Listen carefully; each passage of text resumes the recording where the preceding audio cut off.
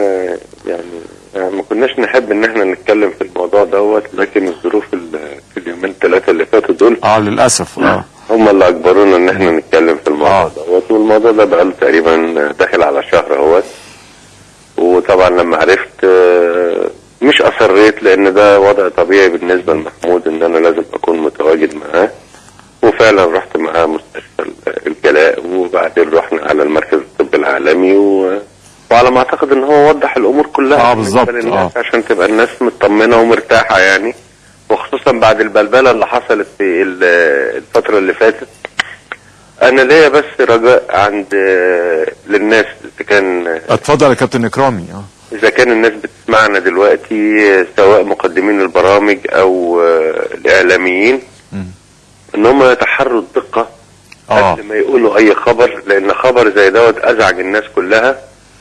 وعشان تكون عارف ما اعرفش هو قال لك ولا لا، لان انا ما ملحقتش الحلقه من اولها.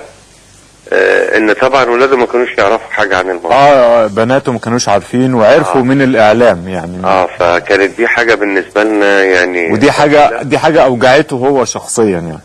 وانا محمود كان عندي هنا يوم الجمعه اللي فاتت وللاسف ما كناش نعرف حاجه يعني. قاعدين قعده جميله انا وهو، وبعدين نزل من عندي، وبعدين فوجئنا باللي عمله مصطفى يونس في البرنامج بتاعه. وتليفونات بقت بطريقه بكميه كبيره جدا.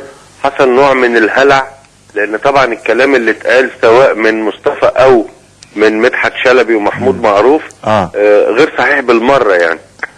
لا طبعا. والدكتور بيرتا لانفي الالماني يا كابتن اكرامي كنا بنكلمه على الهوا من شويه، والراجل الالماني طبعا بيتحدث بمنتهى الصراحه والوضوح، وقال انه كابتن محمود الخطيب عنده ورم حميد في المخ. الورم طالع من قشره الدماغ وليس من انسجه المخ، وانه ورم صغير جدا ويسهل استئصاله، وهو هيشيله بالجراحه علشان ما يضغطش على بقيه انسجه واعصاب المخ.